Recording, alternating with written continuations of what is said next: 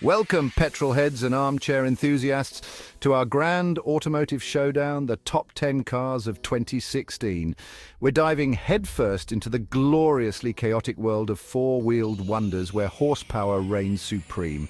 We'll be taking you on a white-knuckle ride through the best and, let's be honest, the worst of the year. Think of this as a Michelin-starred tasting menu.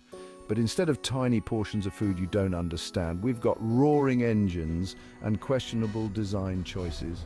So strap yourselves in, adjust your rear-view mirrors and get ready for some fun facts, brutal comparisons and a healthy dose of car humor. The Fiat 500. It's like that adorable puppy you see at the shelter, small, full of promise, and you just know it's going to leave a mess on your carpet.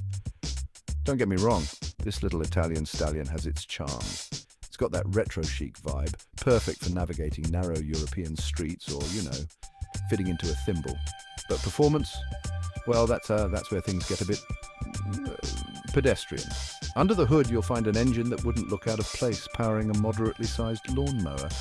It's about as energetic as a sloth on a coffee break, and overtaking anything larger than a shopping cart requires careful planning and a tailwind. Trying to fit a week's worth of groceries in the Fiat 500 is like playing Tetris after a bottle of tequila. And don't even get me started on the suspension. Every pothole feels like you're driving over a small mountain range.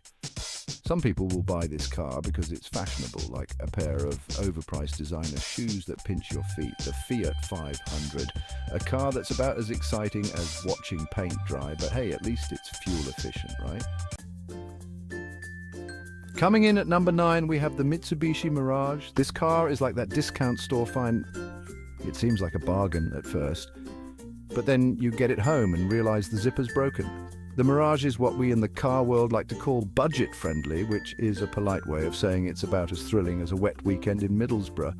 It's got all the acceleration of a lethargic tortoise and handles like a shopping cart with a wonky wheel.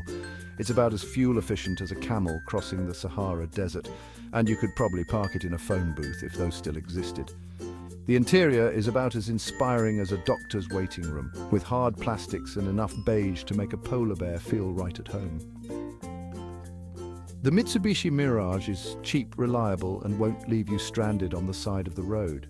It's the automotive equivalent of a plain bowl of porridge. Not glamorous, but it'll fill you up and get the job done. Coming in at a respectable number 8 is the Smart 42, a car that's about as practical as a chocolate teapot. But boy, can it park. Seriously, this thing could parallel park in a shoebox.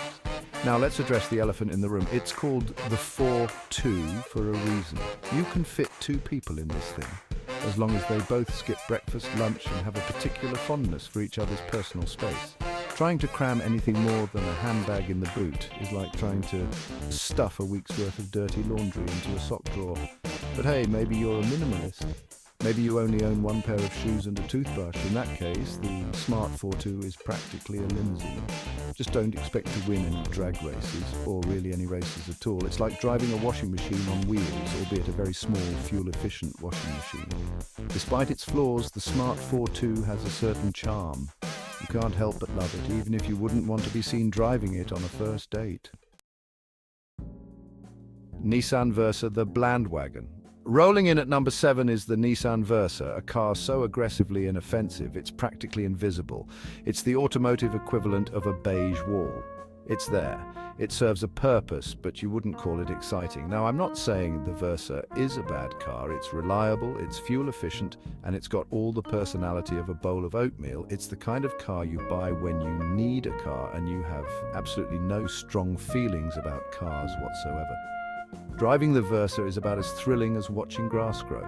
The steering is about as responsive as a teenager being asked to clean their room, and the engine sounds like a disgruntled lawnmower. If you just want a car that gets you from A to B without any fuss, the Nissan Versa is your automotive soulmate. It's the automotive equivalent of a pair of sensible shoes. Practical, comfortable, but utterly forgettable. Chevrolet Spark, small package, big personality, sort of. Zipping into the number 6 spot is the Chevrolet Spark, a car that's trying really, really hard to be cool. It's like that friend who shows up to a party in a bright pink suit trying a little too hard to make an entrance. Now, I'll give Chevrolet this. The Spark isn't boring. It's got funky styling. a peppy little engine for city driving, and more color options than a rainbow after a sugar rush. But once you get past the flashy exterior, the Spark is still a small, budget-friendly car at heart. The interior is about as spacious as a sardine tin, and the ride quality is, shall we say, firm. Sure, it's zippy enough around town, but take it on the open highway and you'll quickly find yourself wishing you'd opted for something with a bit more oomph. If you're looking for a fun, affordable runabout for city driving, the Chevrolet Spark might just be the car for you. Hyundai Elantra, the sensible shoe of the sedan world. Cruising into the number 5 spot is the Hyundai Elantra, a car that's about as exciting as a trip to the dentist, but twice as reliable. It's the automotive equivalent of a pair of sensible shoes. They might not be the most stylish footwear option, but they'll get you where you need to go without any fuss. Now, I'm not saying the Elantra is a bad car, far from it. It's comfortable, it's practical, and it's got more features than you can shake a stick at. Driving the Elantra is about as exhilarating as watching paint dry. It's perfectly competent, but it doesn't inspire any passion or excitement. If you just want a car that gets you from A to B without any drama or fuss, the Hyundai Elantra is your automotive soulmate.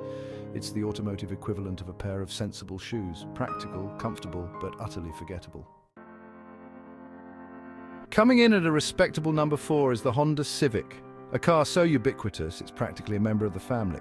It's the automotive equivalent of that reliable friend who's always there for you, no matter what, even if they do have a tendency to borrow your tools and forget to return them.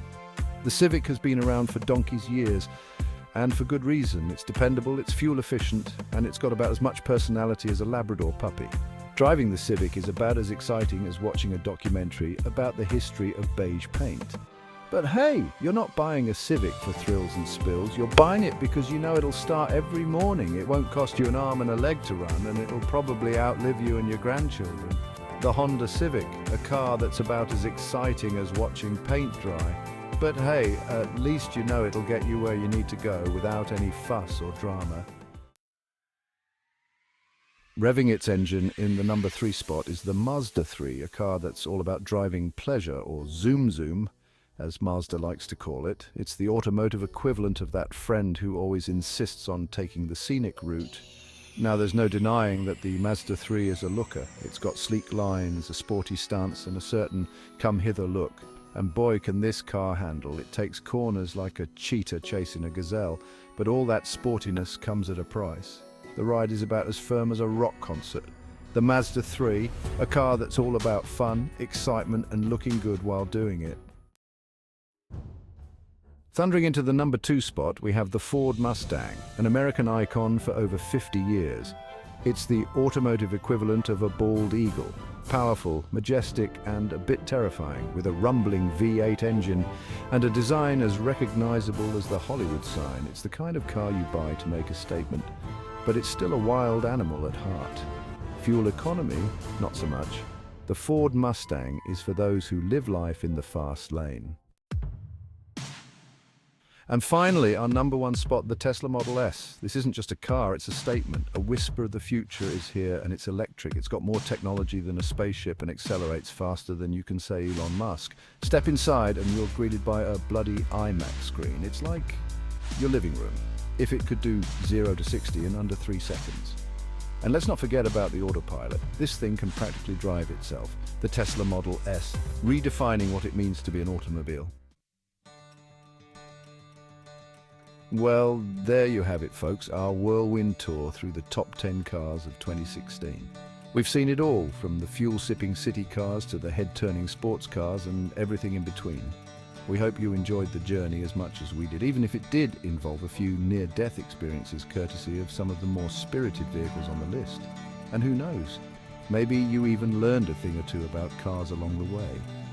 Don't forget to give this video a big thumbs up if you enjoyed it, subscribe to our channel for more automotive adventures, and hit that bell icon so you never miss an upload.